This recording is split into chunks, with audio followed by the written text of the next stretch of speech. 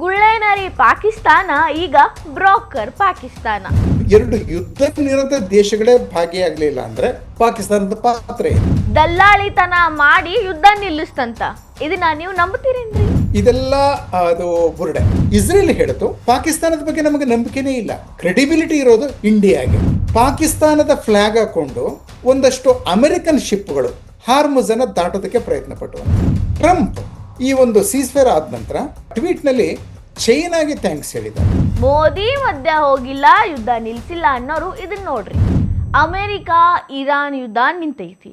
2 ವಾರ ಯಾರು ಶಸ್ತ್ರ ಹಿಡಿಯಂಗಿಲ್ಲ, ಯುದ್ಧ ಮಾಡಂಗಿಲ್ಲ, ಬಾಂಬ್ ಹಾಕಂಗಿಲ್ಲ. 2 ವಾರ ಆದ್ಮೇಲೆ ಏನು ಮಾಡ್ತಾರೋ ದೇವ್ರಿಗೆ ಗೊತ್ತು. ಆದ್ರೆ ಸದ್ಯಕ್ಕಂತೂ ಶಾಂತ ಆಗ್ಯಾರ, ಮನಸ್ಸು ಒಂದಿಟ್ಟ ಶಾಂತ ಕೂತಾವ.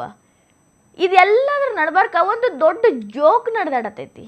ಏನು ಕೆಟ್ಟ ಜೋಕ್ ಐತಿ ಅಂದ್ರೆ ನೀವು ನಗ್ತೀರಿ.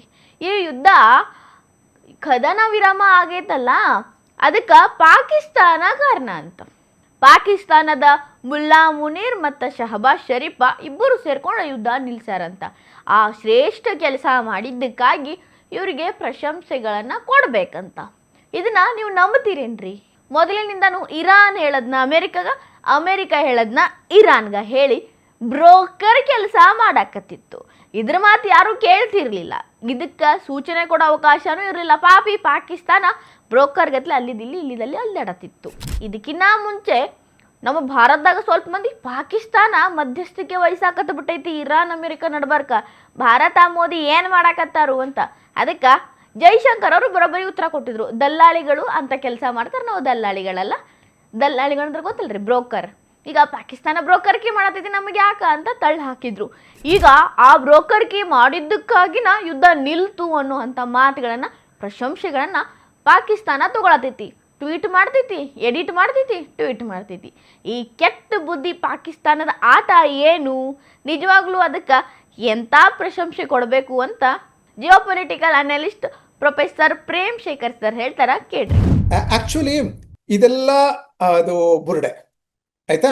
ಇನ್ಫ್ಯಾಕ್ಟ್ ಬುರುಡೆ ಅಂತ ಹೇಗೆ ಗೊತ್ತಾಗ್ತದೆ ಮೊದಲೇ ಗೊತ್ತಾಗಿತ್ತು. ಲೇಟೆಸ್ಟ್ ಸೂಚನೆ ಹೇಳ, ಇದು ಸೀಸ್ಫೈರ್ ಆದ್ಮೇಲೆ ಶಹಬಾಜ್ ಶರೀಫ್ ಒಂದು ದೊಡ್ಡ ಟ್ವೀಟ್ ಮಾಡಿದ್ರು. ನಾವು ಮಾಡಿದ್ವಿ ಹಾಗೆ ಅಂತ. ಸ್ವಲ್ಪ ಹೊತ್ತಿನಲ್ಲೇ ಆ ಟ್ವೀಟ್ ಅನ್ನ ಎಡಿಟ್ ಮಾಡಿದ್ರು. ಮಾಡಿಬಿಟ್ಟು ತಮ್ಮ ಬೆನ್ನನ್ನ ತಾವೇ ತಟ್ಕೋತಾ ಇದ್ದದನ್ನ ಕಡಿಮೆ ಮಾಡ್ಕೊಂಡ್ಬಿಟ್ರು. ಇದರ ಅರ್ಥ ಇನ್ಫ್ಯಾಕ್ಟ್ ಅದು ಪಾಕಿಸ್ತಾನದ ಪಾತ್ರ ಇದೆಯಲ್ಲ, ಮೇಲ್ನೋಟಕ್ಕೆ ಪ್ರಾರಂಭದಲ್ಲಿ ಪಾತ್ರ ಇದೆ ಅಂತ ಕಂಡ್ರು ಸಹ ಅಲ್ಲಿ ಏನೂ ಇರಲಿಲ್ಲ. ಯಾಕೆ ಅಂತ ಹೇಳಿದ್ರೆ ನೋಡಿ, ಪಾಕಿಸ್ತಾನ ಹೇಳ್ತು ಹೌದು ನಾವು ಸಂಧಾನವನ್ನ ನಾವು ಮಾಡಿಸ್ತೀವಿ ಅಂತ ಹೇಳಿ, ಪಾಕಿಸ್ತಾನ ಏನ್ ಮಾಡ್ತು, ಅಮೆರಿಕಾದ 15 ಪ್ರಪೋಸಲ್ಗಳನ್ನ ಇರಾನ್ಗೆ ತಲುಪಿಸ್ತು. ಆಯ್ತಾ. ಮತ್ತೆ ತುರ್ಕಿ ಮತ್ತು ಸೌದಿ ಅರೇಬಿಯಾ ಇದರ ಫಾರಿನ್ ಮಿನಿಸ್ಟರ್ಸ್ ಇಬ್ರು ಪಾಕಿಸ್ತಾನಕ್ಕೆ ಬಂದರು. ಆಯ್ತಾ. ಆವಾಗ ಪಾಕಿಸ್ತಾನ ದೊಡ್ಡದಾಗಿ ಹೇಳ್ಕೋತು ನಾನು ಸಂಧಾನ ಮಾಡಿಸ್ತಾ ಇದ್ದೀನಿ ಅಂತ.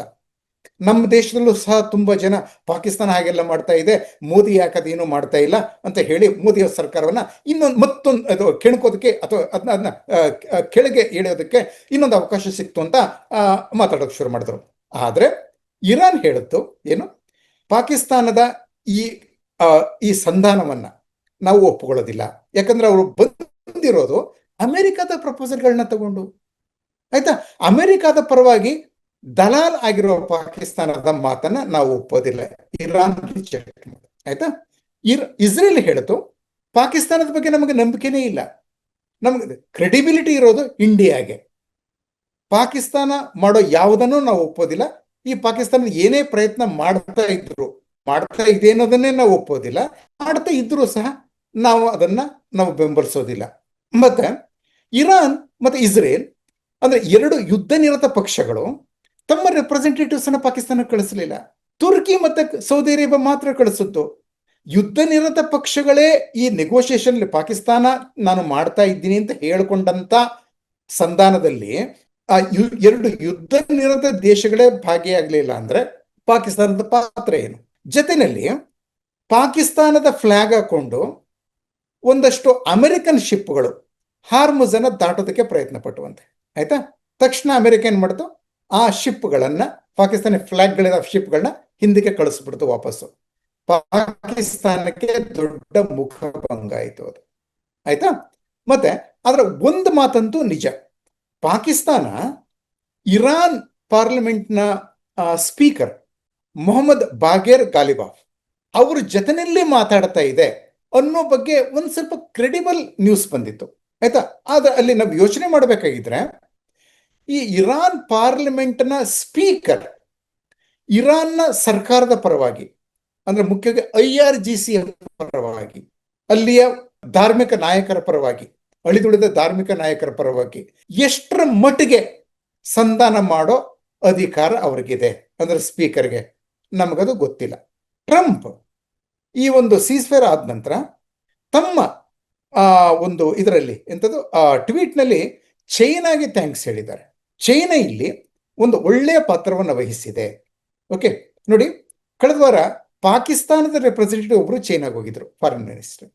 ಬಹುಶಃ ಅವರು ಟ್ರಂಪ್ದ ಮೆಸೇಜ್ ತಗೊಂಡು ಅಲ್ಲಿಗೆ ಹೋದ್ರ ಚೈನಾಗೆ, ವಿ ಡೋಂಟ್ ನೋ. ಅಂದ್ರೆ ಇರಾನ್ ಹೇಳೋ ಪ್ರಕಾರ ಟ್ರಂಪ್ರ ಪ್ರಪೋಸಲ್ನ ತಗೊಂಡು ಇರಾನ್ಗೆ ಹೋದ ಹಾಗೆ. ಆಯ್ತಾ? ಆದ್ರೆ ಟ್ರಂಪ್ ಥ್ಯಾಂಕ್ಸ್ ಹೇಳೋದು ಇವಾಗ ಅಥವಾ ಸ್ಮರಿಸೋದು ಚೈನಾದ ಪಾತ್ರವನ್ನ.